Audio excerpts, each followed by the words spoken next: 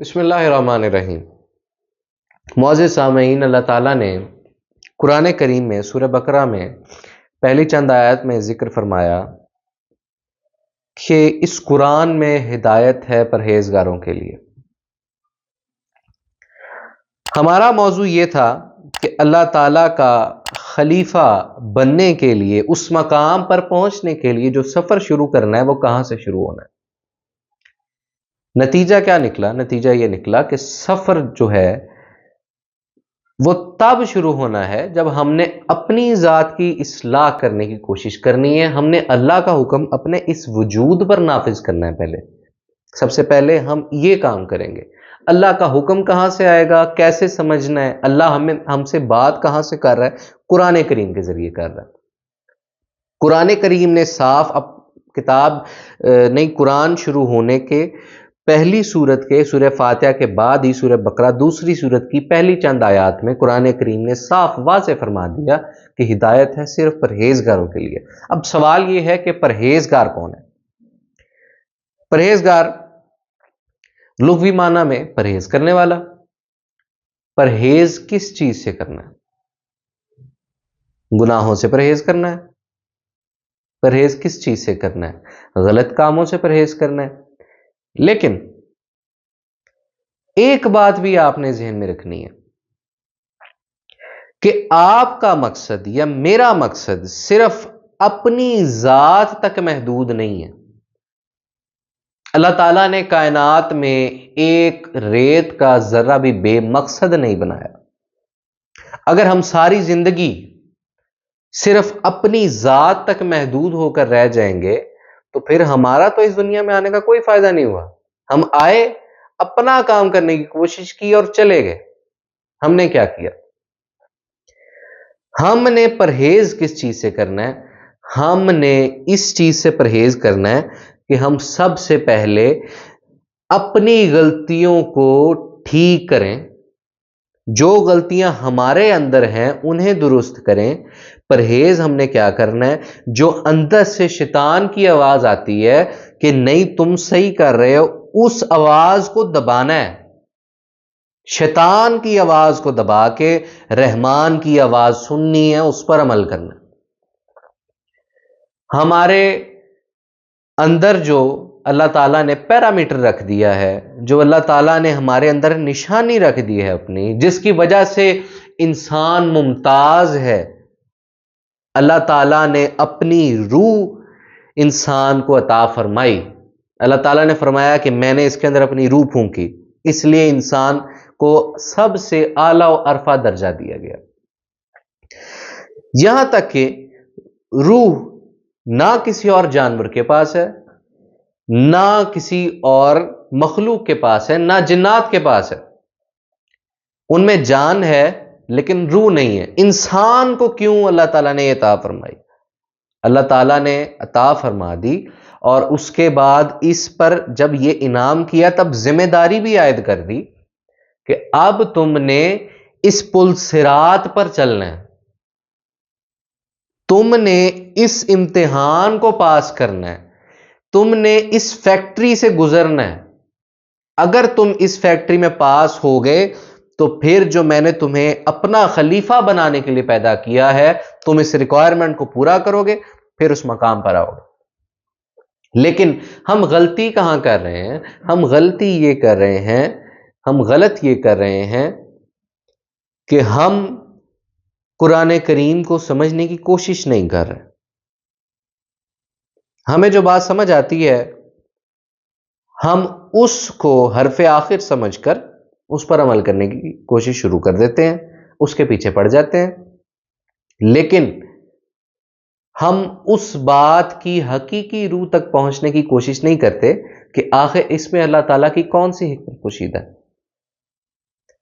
ہم شیطان کی آواز سنتے ہیں اور شیطان ہمیں اس حد تک بہکا رہا ہے کہ ہم شیطان کی بات بھی مان رہے ہیں اور ہمیں اس بات کا بھی یقین ہوتا جا رہا ہے کہ یہ بات شیطان کی نہیں ہے، ہم نیک کام کر رہے ہیں۔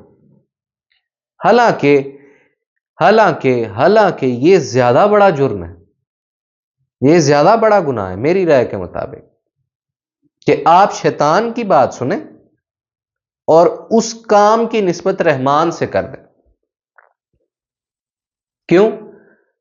کیونکہ آپ نے اللہ تعالی کے ساتھ ریاکاری کی. آپ نے اللہ تعالیٰ کو یہ کہا یا اللہ میں نیک کام کر رہا ہوں، میں تیری عبادت کر رہا ہوں، میں تیرے کام میں مصروف ہوں. نہیں، آپ اس کام میں مصروف نہیں ہیں، آپ کو اپنی ذات کا مطلب مقصود ہے. اگر آج کے دور میں کوئی صدقہ کرتا ہے، کوئی خیرات کرتا ہے، اس کی سب سے پہلی جو ترجیح ہے وہ یہ ہوتی ہے کہ مجھے یہ کام کرتا ہوا کوئی بندہ دیکھ لے. اگر کوئی بڑے لیول پہ کرتا ہے تو اس کے ساتھ کیمرہ مین ہوتے ہیں، فوٹوگرافر ہوتے ہیں، اس کی باقاعدہ کیمپین ہوتی ہے کہ ہم چیریٹی کر رہے ہیں. کیوں کر رہے ہیں؟ چیریٹی کرنا مقصد نہیں ہے، اپنی تشہیر کرنا مقصد ہے. مقصد یہ نہیں ہے کہ ہم اللہ تعالیٰ کی عبادت کریں جس کام کے لیے ہمیں پیدا کیا. مقصد یہ ہے کہ لوگ یہ سمجھیں کہ میں بہت زیادہ عبادت گزار ہوں، میں بہت بڑا زاہد ہوں، میں بہت بڑا پرہیزگار ہوں، میں بہت زیادہ نیک ہوں. حالانکہ سب سے بڑا جرم یہ ہے. کیوں؟ اس میں آپ انسان کے ساتھ ریاکاری نہیں کر رہے، آپ اللہ کے ساتھ ریاکاری کر رہے ہیں. آپ اللہ کو کہہ رہے ہیں یا اللہ میں تیرے لیے نماز پڑھنے آ کے تیرے سامنے کھڑا ہوں، لیکن آپ کے دل میں یہ بات کہیں نہ کہیں ہے اور آپ اس پر عمل کر رہے ہیں کہ جو ساتھ والا بندہ ہے وہ مجھے دیکھے کہ میں تو 5 وقت کا نمازی ہوں. یا پھر آپ اس طریقے سے اللہ تعالیٰ کی عبادت بندگی نہیں بجا لا رہے. کیوں؟ کیونکہ آپ اپنے آپ کو تسلی دینا چاہتے ہیں کہ یا اللہ جو تو نے ریکوائرمنٹ لگائی ہے کہ نمازیں میں پڑھوں گا، میں اپنے سارے کام اس طرح سے کروں گا، نمازیں، روزہ، زکوٰۃ یہ سارے پورے کر لوں گا، تو پھر میں اس عذاب سے، دوزخ کے عذاب سے بچ جاؤں گا. ہم اللہ سے، اللہ کے ڈر سے نہیں کر رہے، ہم دوزخ کے ڈر سے کر رہے ہیں.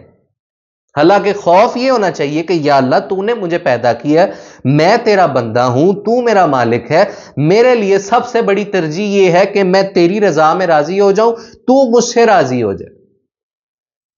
ہم اللہ کو راضی نہیں کر رہے، ہم اپنے آپ کو دوزخ سے بچانے کی کوشش کر رہے ہیں. ہماری یہ ترجیح ہے.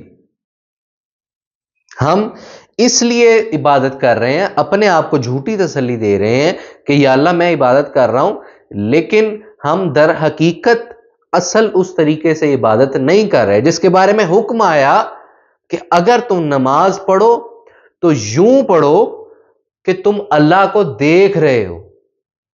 اگر نہیں اس طرح کر سکتے تو کم از کم اس طریقے سے پڑھ لو کہ تمہیں یہ احساس ہو کہ اللہ مجھے دیکھ رہا ہے. لیکن افسوس کے ساتھ کہنا پڑتا ہے کہ آج اس مقام پر، اس وقت میں ہم اس لیول پر بھی نہیں ہیں، ایمان کے اس درجے پر بھی نہیں ہیں. ہمیں اللہ مقصود نہیں ہے، یا ہمیں دنیا کو کوئی بندہ اس کی رضا مقصود ہے. اس کی رضا کس لیے مقصود ہے؟ تاکہ میرا فائدہ ہو. یا پھر ہم دوزخ کے خوف سے یہ کام کر رہے ہیں. اب اس میں اللہ تعالیٰ نے دوزخ اور جنت، جزا اور سزا، یہ نظام بھی اللہ نے ہی دیا ہے، لیکن اس میں باریک سا فرق یہ ہے کہ اللہ تعالیٰ نے فرمایا انسان کے لیے وہی کچھ ہے جس کے لیے وہ کوشش کرتا ہے. اگر تو انسان سارا کچھ دوزخ سے بچنے کی خاطر کر رہا ہے تو اللہ تعالیٰ بخشنے والا ہے، مہربان ہے، دوزخ سے بچا لے گا. لیکن میں نہیں سمجھتا کہ اس نے پھر بھی اپنا مقصد پورا کیا. کیا اس نے مقصد کیا بنایا تھا؟ کہ اللہ نے زمین میں انسان کو اپنا خلیفہ بنایا ہے، اللہ کے بعد انسان کا مقام ہے، لیکن وہ اسی دوزخ سے بچ کے جنت میں جا کے راضی ہے. یاد رکھیے گا کہ جنت میں بھی درجے ہوں گے. کچھ لوگ ایسے ہوں گے جنہیں جنت عطا کر دی جائے گی جتنے انہوں نے اعمال کیے اس حساب سے، لیکن کچھ لوگ ایسے ہوں گے جن پر اس جنت میں بھی رہتے ہوئے خاص عنایت ہوگی، انہیں اللہ تعالیٰ کا دیدار نصیب ہوگا، نصیب ہوتا رہے گا. جنہوں نے اللہ کو پانے کی کوشش کی وہ اللہ تک پہنچیں گے، جنہوں نے جنت کو پانے کی کوشش کی وہ جنت تک پہنچیں گے. انسان کے لیے وہی کچھ ہے جس کی وہ کوشش کرتا ہے. ہم کس چیز کی کوشش کر رہے ہیں؟ یا ہم اس دنیا کی کوشش کر رہے ہیں، یا پھر اگر ہم اللہ سے تنہائی میں بھی دعا مانگ رہے ہیں، یا اللہ مجھے دوزخ سے بچا لے، مجھے جنت عطا فرما، اچھی بات ہے، مانگنا ہے، ضروری ہے، اللہ سے مانگنا یہ اس کی شان کے لائق ہے کہ ہم اس سے مانگیں، لیکن سب سے پہلی ترجیح یہ ہونی چاہیے، اے میرے رب مجھے اس کام پہ لگا دے کہ تو مجھ سے راضی ہو جائے، اے میرے رب مجھ سے وہ ساری چیزیں دور کر دے جو مجھے تجھ سے دور کرتی ہیں، اے اللہ مجھے اپنا قرب عطا فرما، میں تیرے قریب ہونا چاہتا ہوں، مجھے تیرے سوا کسی چیز کا لالچ، کسی چیز کی طمع نہیں ہے، مجھے صرف اللہ چاہیے، تو چاہیے۔ ہم کیا کر رہے ہیں؟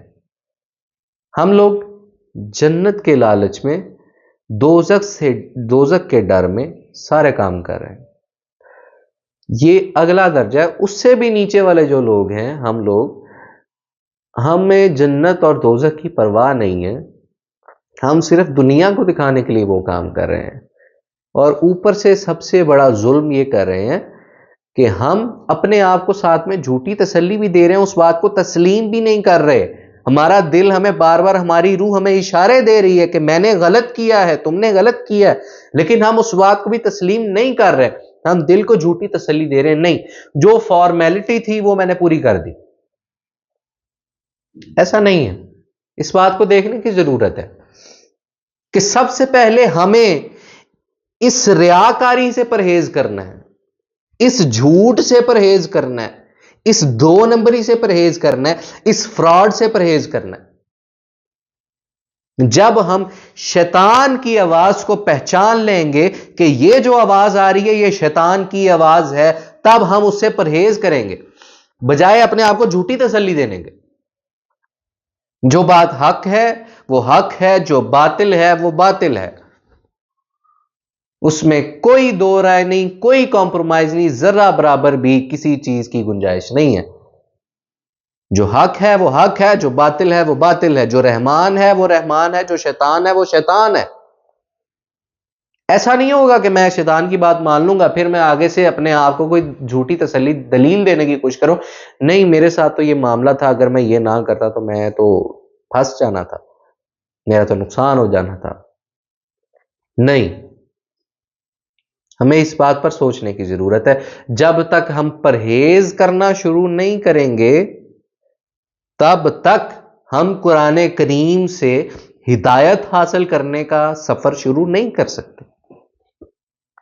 پرہیز سب سے پہلے کس سے کرنا ہے؟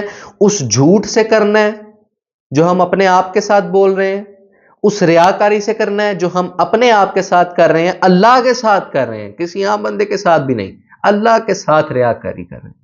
ہمیں اس ریاکاری سے پرہیز کرنا ہے، اس کے بعد ہمیں دوسرے سفر پہ نکلنا ہے، اس کے بعد ہمیں یہ چھوٹی چھوٹی چیزیں جو شریعت کے احکام ہیں ان سے پرہیز کرنے کی کوشش کرنی ہے۔ سب سے پہلے ہم نے دل صاف کرنا ہے۔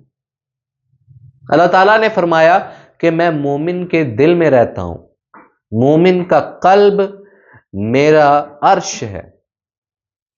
جب تک ہمارا دل صاف نہیں ہوگا تب تک ہمارا ہدایت کا سفر شروع نہیں ہونے والا۔ دل صاف ہوگا تو پھر ہی اللہ کا نور داخل ہونا شروع ہوگا، اللہ کی محبت داخل ہونا شروع ہوگی، اللہ کی دی ہوئی ہدایت داخل ہونا شروع ہوگی۔ آپ سے ملاقات ہوگی انشاءاللہ اگلی نشست میں۔ السلام علیکم ورحمۃ اللہ۔